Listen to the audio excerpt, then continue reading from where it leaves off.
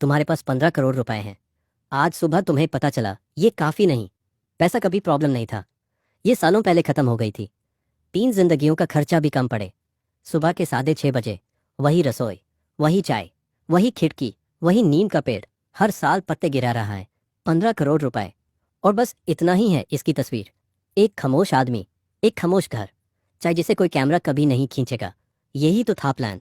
किसी से कुछ मत मांगो, किसी के आगे जवाब मत दो। ये काम कर गया इतना अच्छे से समय कि एक दिन तुम्हें पता चला तुम खुद गायब हो चुके हो अपनी ही जिंदगी से।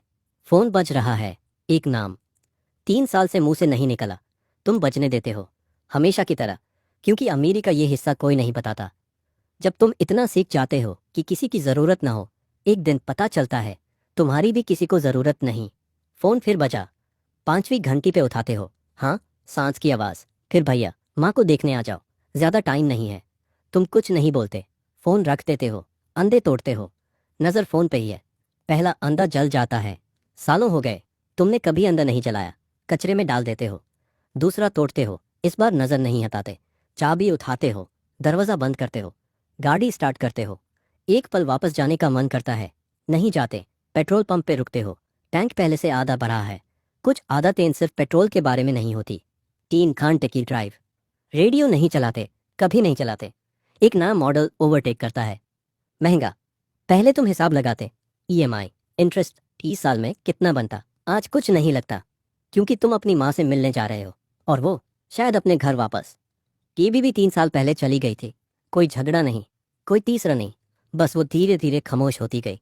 एक रात उसने कहा, तुम बहुत पहले चली गई थी। तुमने पूछा, मतलब? उसने कंधे उचकाए।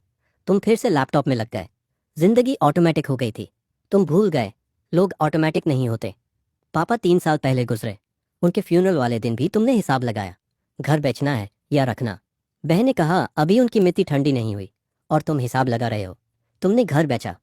उस दिन के बाद से बहन ने फोन नहीं किया, आज तक नहीं, इस सुबह तक। अस्पताल के बाहर बहन खड़ी है, 4 साल में बड़ी लग रही है।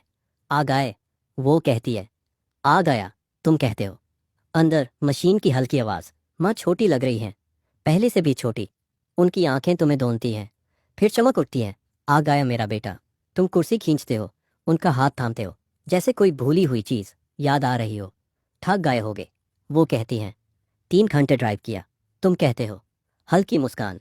तुम हमेशा आखिरी वक्त तक रुकते हो। जो चीज़ नहीं करनी होती, वो करने के लिए तुम हंसते हो, खुद को हैरान करते हुए। आंखें बंद करते हुए वो कहती हैं, मुझे तुम्हारी फिक्र नहीं, तुम हमेशा ठीक रहोगे। तुमने ये पक्का कर लिया है। फिक्र इसकी थी कि क्या तुम्हें याद रहेगा। सिर्फ ठीक रहना ही सब कुछ नहीं होता। उस रात तुम हॉस्पिटल नहीं छोड़ते। बहन कुर्सी पर सो जाती है, कॉरिडोर में चलते हो, बिना वजह। एक बच्ची गुब्बारा लिए गुजरती है। 2 दरवाजे आगे एक नया बच्चा पैदा हुआ है। दूसरी तरफ एक आदमी देवर से टेक लगाकर चेहरा छुपाए खड़ा है। जिंदगी आती रहती है, जिंदगी जाती रहती है। कभी बस कुछ ही दरवाजों के फसले पर माँ गुजार जाती हैं। शुक्रवार की सुबह तुम वहीं हो, बहन भी। कागज पत्र होता है, तुम अपना हिस्सा संभालते हो। लेकिन इस बार अकेले कैलकुलेटर लेके पार्किंग में नहीं बैठते। बहन के घर, उसके रसोई की मेज पर उसके बच्चे दौड़ते हैं, वो रोता है। तुम जवाब नहीं दौड़ते, बस वहीं बैठे रहते हो। तुम सीख रहे हो। घर वापस इस बार गाना चलाते हो, याद नहीं आखिरी बार कब चलाया था। घर पहुंचकर सब वही है, वही काउंटर, वही खिड़की। नीम के कुछ और पत्ते जा चुके हैं। बैंकिंग ऐप अभी भी फोन में है, तुम यूज नहीं खोलते। आज रात नहीं, चाय बनाते हो, पीना भूल जाते हो। बहन का नाम ढूंढते हो।